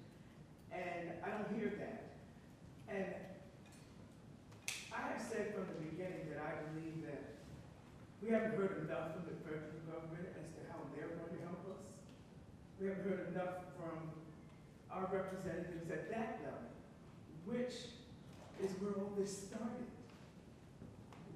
in terms of opening the floodgates, as some people have said. So I'm very uncomfortable with this type of legislation because I don't see a solution at the end. I don't see a plan of action at the end of what we're going to do. And what is the timetable? As I understand it, the residents, the asylum seekers, the migrant workers, and all the names that are listed in the legislation, you know, what timetable are we looking at? How long is the support coming from New York City? What numbers are we going to be looking at by October? We will not have spent anything by October. So are we looking for numbers from now to October or now to December? We won't have any data to go forward with the budget because we will not have spent any money as a county because we're still spending money. We will be looking for money that's coming from New York City to finance the cost of what's taking place at this point.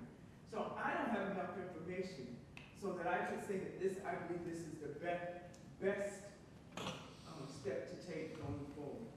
I'm trying not to look at it as a partisan issue, but I will also tell you, you've got the intersectionality here of the color of the people that are coming into this country at this point in time, and the needs that they have.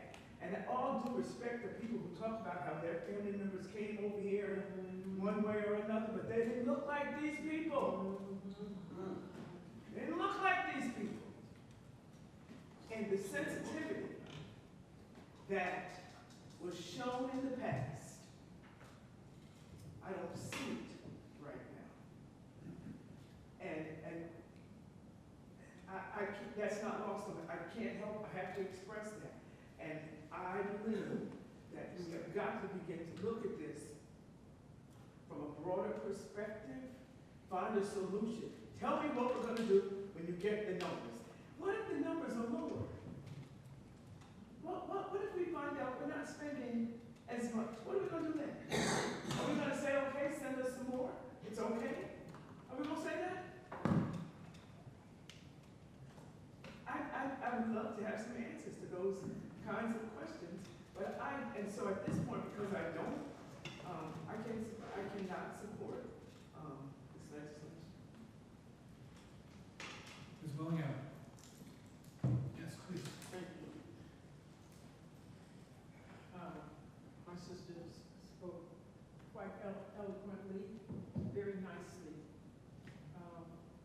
I've heard people use different terms. Some of my colleagues here, I spoke to some of the people in my neighborhood and on the street, and they said this to me. So I'm going to say something that the people in my neighborhood have said. They've used the word racist. I know we don't like to hear that. And I'm not saying that you're racist, Paul. I'm not saying that. But that's what goes out. And so since we're taking this in such a broad picture, okay, we also then have to take in all the people who feel some kind of way about this, okay? The fact that people can't work now does not, legally, does not mean that they can't work in the future. We're also assuming most of these people are not qualified to work. That's the kind of message that is sent out too. And there's something wrong in that. We know that there are a lot of people that came over on the boat, flew in, so forth and so on, that are doctors and lawyers and have all different types of qualifications to be able to assimilate themselves into our communities and live productive lives and increase our economy. But we're not hearing any of that. You only want to know if they're a migrant. And I have to repeat this, asylee, which I still want a definition of that term, okay, and so forth. But you're still using the word homeless. I drive every day pass a homeless shelter that is led by and operated by the city of Troy. And I only found out because I saw a homeless person one day, and I said to myself, oh, that's the place where they help homeless people. And after doing some further investigation, found out, after they told me those people are not our people. What's our people? Oh, we only serve the people of Troy. Those people there are the homeless of Albany. So I want to know what's the difference from those coming from, rather than those coming from Troy. And I don't think we got any numbers from Troy or requested any to see how many people they're bringing over here. To me, it's insulting to the people that we're supposed to help. To the people that come into this country, whether they walked across the border through Mexico or wherever they came from. We got to stop beating up on people because they may not be all white. They may be a little darker than me. They may be a little lighter than me, but they're not white. And that's what we see. You got to stop doing that because there is nothing in here that really tells me that that is not what we're looking at the end of the day. We already are providing numbers by the county on every type of service, supplemental service, we get that. You can get that monthly. They already do it. You only want to take it now, because it is provided by zip code too. It is provided by zip code. So if these people are not really qualified right now to get these services, no, they're not going to show up. They're not going to show up as far as social services is concerned. But as soon as they do, you will see where if the numbers have increased, you should get your numbers now for your zip code to see what it is for all of the different services that we provide and to see if there's an increase. But to target people, to say whether they're a migrant or whether they came from New York City or this or that, that's not fair. Because you don't know somebody that may have come from New York City, may have come from someplace else, may not have come from Mexico, and so forth and so on. I would say leave these people alone. Let the feds do what they're supposed to do as far as what they know is coming from Texas or wherever to New York City and wherever they're sending it. They have those numbers. They do. Let them do what they are responsible for. Let them do that. When there was a pandemic, we kept track of the numbers and how they were going to increase. So whether you like it or not, these are still people. And they may not look like you, but guess what? They still belong to somebody. And some of those people that are coming in are relatives of folks that are already here. And that's what I tell people when they talk about the homeless that are on the street. Remember this. Everybody didn't come from Massachusetts. Everybody didn't come from New York City. Some of them were your neighbors' children, wife, husband, so forth and so on, who happened upon hard times. Thank you. I'm voting no on this. Mr. Bergdorf? Mr. Curley would like to speak, and then I'll go after Mr. Curley. I called on you, Mr. Bergdorf. You have the floor. I'm sorry. Just a couple of quick statements. First, to Dr. McLaughlin. Congratulations, Dr. McLaughlin. You wanted to know what time frame it was, this reporting period. We try to be a little strategic because one of the big things we don't know, and you raised it yourself, when does New York City stop paying for the folks that are in the Ramada and the Holiday Inn and the tourist bed? We don't know. Somebody said 90 days. Somebody said 120 days. Somebody said 180 days. So we tried to be a little strategic. We said, when this becomes a law, take your first snapshot at 90 days.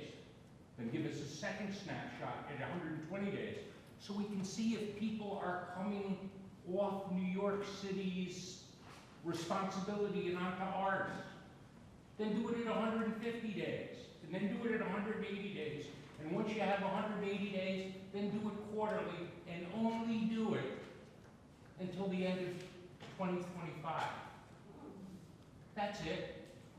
So we can see in 90-day slices exactly what you said. When do people come off the City of New York's fiscal responsibility? That's what I'm trying to figure out. I would think that that would be important to us. Also, my good friend Matt Peters, who I agree with sometimes and sometimes I don't agree with. This data does exist. It exists in kind of funny ways, but it's all here. It's all in our computers. So what did we say? We went to the county executive's office and we negotiated a statement that's in this bill that we would gladly accept whatever data the county executive could give us to the best of his abilities. He can put it in context. He can filter it. He can make sure it's not racist or, you know. I'm certainly not doing this because I'm racist, I'd like to assure you, Madam Chair. So, you know, somebody said, why did you bring up North Colony? Well, North Colony is going to get 40 kids, and their school formula. Certain core aid is going to be paid for by the state of New York. 40 kids, that may be $20,000 a kid. And then North Colony, they spend $32,000 a kid. So $12,000 a kid is going to fall on the North Colony taxpayers. Not the Albany County taxpayers. Mr. Bergdorf, if you wanted to conclude your rebuttal, okay. 5 minutes and then 3 minutes. Not the Albany County taxpayers, but the North Colony taxpayers are picking this up. So, and you don't know what the future is for Albany. You don't even know how many children have to be paid for by the Albany City School System. But these are examples of unintended costs. 50 kids is a school bus. They're going to go to 4 schools. High school and back, middle school and back, 2 elementary schools and back.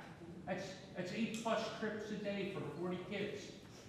After all the bus routes are set and all the transportation is set. These are the types of real costs that municipalities and school districts encounter. We're now paying for their health inoculations. That's good. They need to go to school. We need to educate these people. But the county's beginning to pay. And that's fine. So let's figure out, do we have enough nurses? Do we have enough budget? Mr. Bergdorf, please conclude your comments. So that's really it. Thank you, Mr. Bergdorf. Thank you. Mr. Purley. Thank you, Mr. Chairman. You know, in his early days as a politician, Richard Nixon and sometimes his cohort Joseph McCarthy used to have a little debating trick. And they would say to their opponent, I'm not going to call you a communist, but a lot of people are. Right? That was a cute little trick, but it's unacceptable. If people out there in our neighborhoods, in our districts, in our communities are saying that somehow a measure like this is because the color of the people's skin in those hotels, then I think we as leaders have a responsibility to correct that misinformation. And if they persist in that and say that seeking information is somehow racist, then we have a responsibility to stand up to it and call it the nonsense that it is. Thank you. Mr. Ficoro. Thank you very much, Mr. Chairman. I actually didn't want to speak on this initially, but I'm also an immigrant, and I share a lot of those sentiments that Dr. McLaughlin shared earlier. But I also want to correct respond to what I just said, the last statement I just said, and say that if these immigrants were coming from England, we wouldn't be doing what we are asking to do, requiring to do right now. If these people were coming from England, but because they are coming from other places that their skin color doesn't look like people that are coming from England. That is why we're doing this. And that's just the basic truth. We can cover it, we can do whatever we want to do to it, but that's just it. It's just what it is. And this piece of resolution, like Dr. McLaughlin said, it doesn't really give like, what are we to do with this information? That's what I keep like trying to analyze. What exactly, if we get this number, are we saying, okay, we are budgeting this for this, or are we budgeting this certain amount of money for so amount of money? It doesn't say that. This, what I see here is just a surveillance. Because if you read on the results sections, it basically says, resolve that the report required by this resolution shall include any information provided by New York City or any other municipality as required by an executive order promulgated by the county executive. So you're basically saying, okay, names of individuals or what, addresses of individuals or what information is provided by New York City that you want to put on a public document for the legislature and for the entire public to see, if it's not just a surveillance. If you are looking for a budgeting number, why can't you just do a head count and be like, okay, how many people are coming to Albany? And that's it. Why are we requiring that every detailed information, because that's what it says on the other result that I have not read to you. It says that any as detailed as possible information provided by all of these, whether New York City or any municipality, should be provided. And when it's provided to us, it's a public document as well and everything. So this is a surveillance on immigrants, and I believe this surveillance is because of the people, because of the places that these people are coming from, and not because of the data that it needs to be useful. Thank you, Mr. Chairman. I will be voting no in this. Mr. Reinhardt. I apologize. It's going to sound a little bit like getting a little off track, but I couldn't help but reflect on Paul's reference to an iceberg. Given that we've had the hottest July in the world's history, pretty much, at least in the last 120,000 years, I wouldn't mind having a few icebergs come our way. But I think what we're really discussing here are issues of perception. And obviously, this room is filled with different perceptions. But it seems to me that iceberg, to me, that's coming, it represents people who have the American dream. It represents jobs. It represents people who want to work. And I agree, we should get the federal government and the state, if the state has a role in this, to shorten the time before they can legally work. And we should encourage that, because that will help our economy. That will create more economic activity here. And in fact, New York City is going to be sending a lot of money our way to support these people. So that, to me, is an economic plus. If these were Norwegians, as a former president once made a reference, you know, those are good people, right? This is a perception issue I'm pointing out. And I think that's what we have to all think about.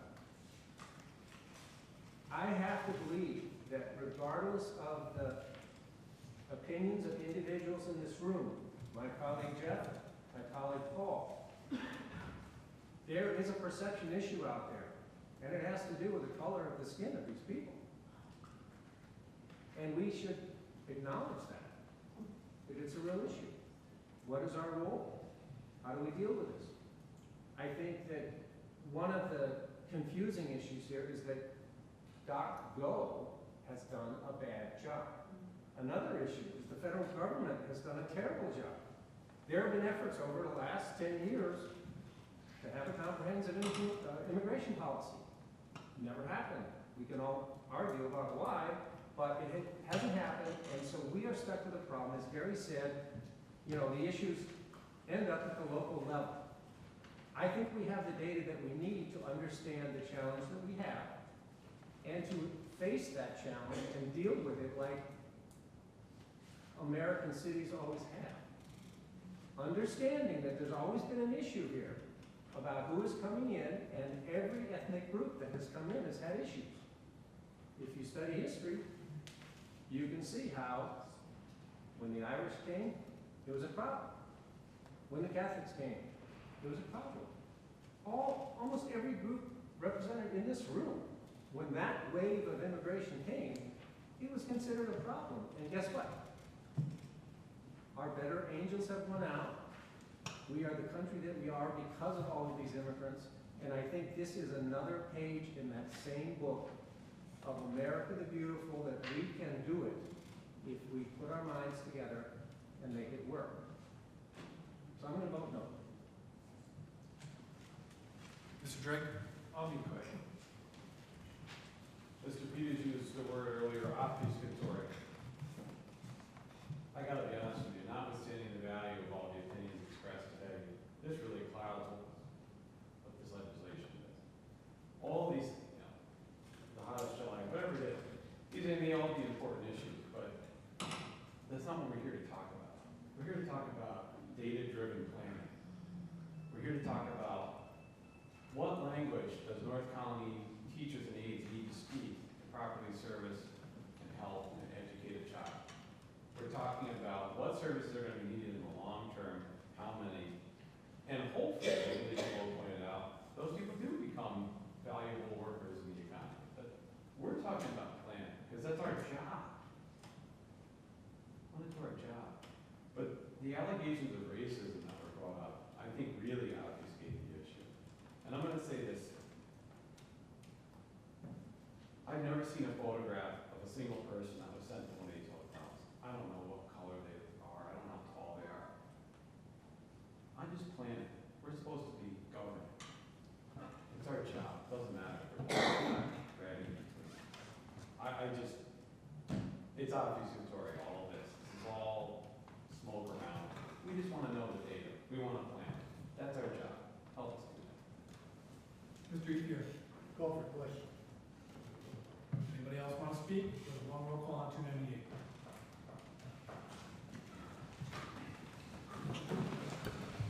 Beston. No.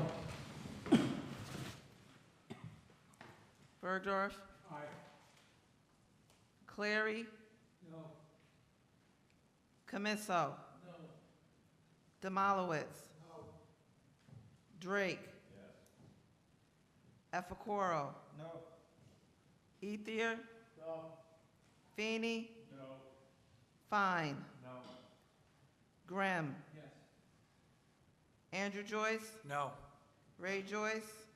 No. Lakakis. No. Lockhart. Yes. Mariello. Yes.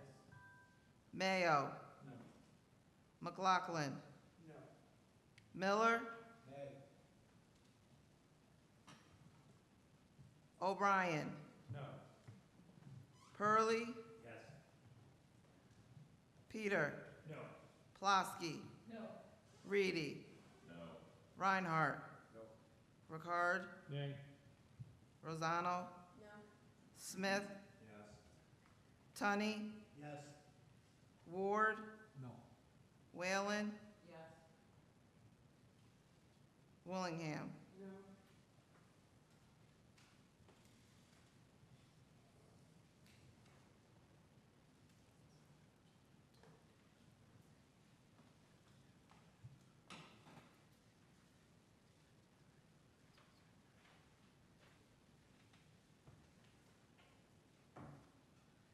I have 23 no and 9 yes. Okay, resolution 298 fails, 23 to 9. First item under current business, 315, please. 23 no, 9 yes. That's 32, because we have 32 people in the chambers. Resolution 298 fails. First item under current business, please, 315.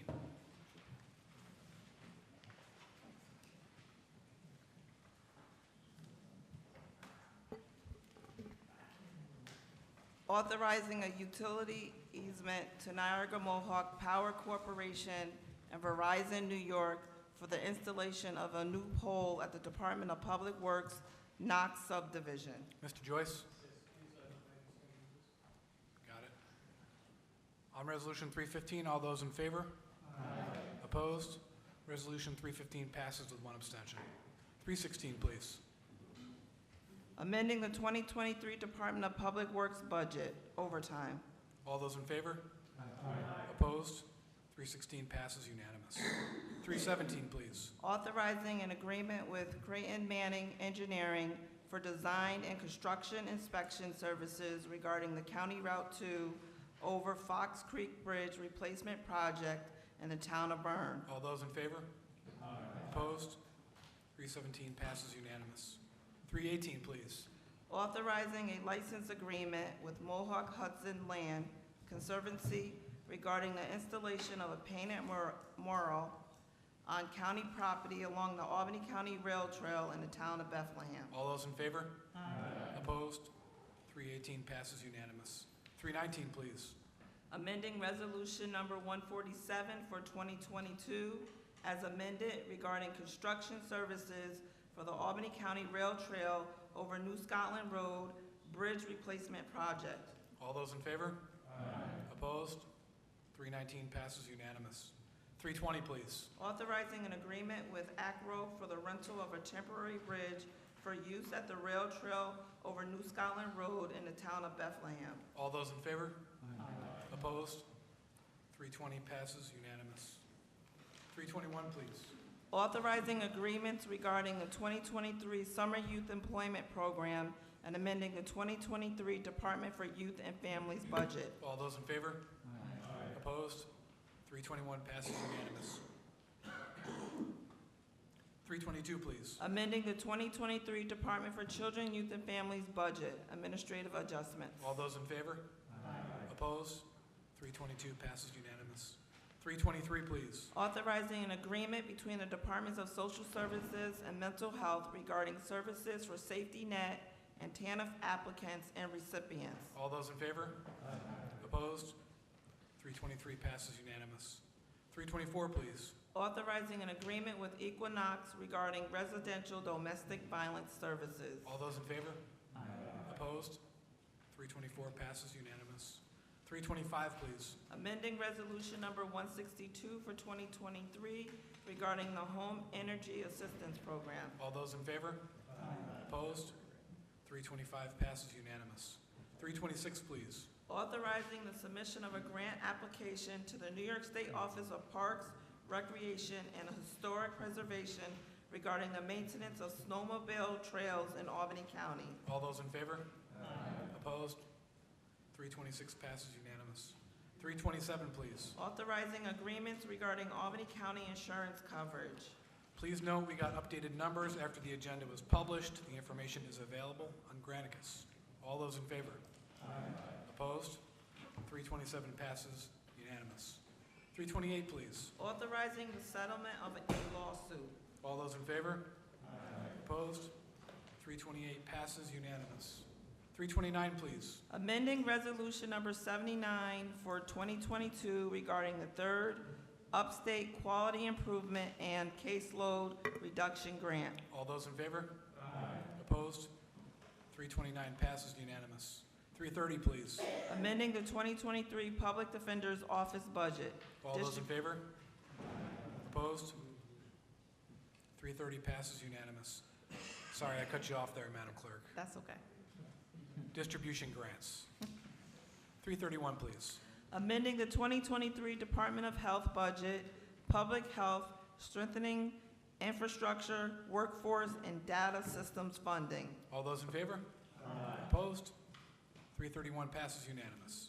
332, please. Amending the 2023 Department of Mental Health budget, accord funding. All those in favor? Aye. Opposed? 332 passes unanimous. 333, please. Authorizing the acceptance of donated dental equipment and supplies. All those in favor? Opposed? 333 passes unanimous. 334, please. Amending Resolution Number 41 for 2023 regarding the 2020 Explosive Detection K-9 Grant Program. All those in favor? Opposed? 334 passes unanimous. 335, please. Amending Resolution Number 42 for 2023 regarding the Technical Rescue and Urban Search and Rescue Grant Program. All those in favor? Opposed? 335 passes unanimous. 336, please. Authorizing the submission of a grant application to an agreement with the State of New York Division of Homeland Security and Emergency Services regarding the 2022-23 Hazardous Materials Emergency Preparedness Grant and amending the 2023 Sheriff's Office budget. I'd like to note my abstention.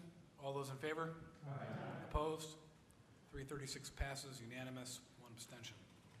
337, please. Authorizing the submission of a grant application to the United States Department of Justice, Bureau of Justice Assistance regarding reimbursement for the incarceration of criminal aliens.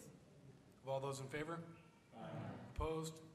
337 passes unanimous. 338, please. Approving the 2023 Albany County Stop DWI Plan and authorizing an agreement with the New York State Governor's Traffic Safety Committee. All those in favor? Opposed? 338 passes unanimous. 339, please. Authorizing an agreement with the New York State Division of Criminal Justice Services regarding the gun-involved violence elimination grant. All those in favor? Opposed? 339 passes unanimous. 340, please. Authorizing the submission of a grant application to and an agreement with the New York State Division of Criminal Justice Services regarding the Crimes Against Revenue Program. All those in favor? Opposed? 340 passes unanimous. 341, please. Authorizing an agreement with the New York State Division of Criminal Justice Services regarding the gun-involved violence elimination grant and amending the 2023 Probation Department budget. All those in favor? Opposed? 341 passes unanimous. 342, please. Authorizing a collective bargaining agreement with the International Brotherhood of Teamsters, Law Enforcement Local 294, amending the 2023 Sheriff's Office budget. All those in favor? Opposed? 342 passes unanimous. We already did 343. 344, please. Adopting the Albany County Capital Program for 2024 to 2028. All those in favor? Opposed? 344 passes unanimous. 345, please. Amending the 2023 Sheriff's Office budget, asset forfeiture. All those in favor? Opposed? 345 passes unanimous. 346, please. Amending the 2023 Board of Elections budget, temporary help. All those in favor? Opposed? 346 passes unanimous. 347, please. Authorizing the conveyance of real property located at 960 County Route 401 in the town of Westerlo. All those in favor? Opposed? 347 passes unanimous. 348, please. Rescinding the conveyance of real property pursuant to Resolution Number 399 for 2019 and authorizing the conveyance of real property located at 20 Benson Street in the city of Albany. All those in favor? Opposed? Mr. Ficoro? Please note my abstention. Okay. 348 passes unanimous with 1 abstention.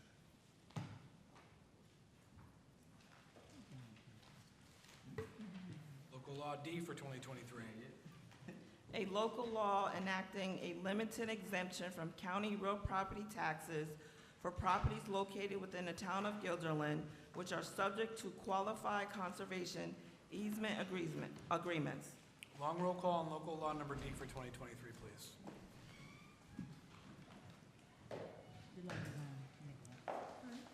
Beston. Bergdorf.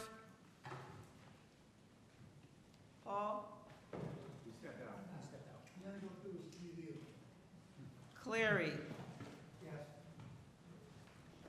Camiso. Tomalowitz. Drake. Efakoro. Yes. Ethier. Feeney, Yes. Fine, Yes. Grimm, Yes. Andrew Joyce. Yes. Ray Joyce, Yes. Lakakis, Yes. Lockhart, Yes. Muriello, Yes. Mayo, Yes. McLaughlin, Yes. Miller, Aye. O'Brien, Yes. Hurley, Yes. Peter, Yes. Plosky, Yes. Reedy, Yes. Reinhardt, Yep. Ricard, Rosano, Yes. Smith, Yes. Tunney, Yes. Ward, Yes. Whalen, Yes. Willingham. Yes. Unanimous.